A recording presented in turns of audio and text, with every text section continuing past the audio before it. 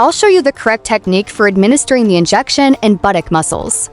Into the buttocks safely and effectively.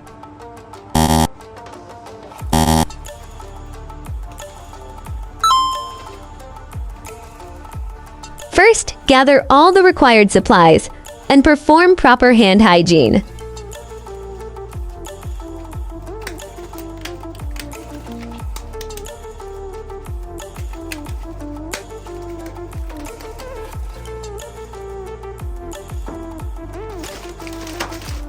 Always use 1 cc, 3 cc, or 5 cc Syrinx 4 to inject any injection in muscle.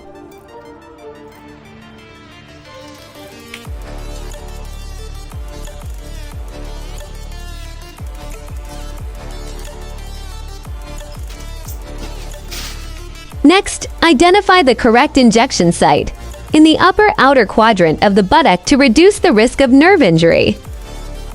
Insert the needle at a 90-degree angle using a smooth, controlled motion.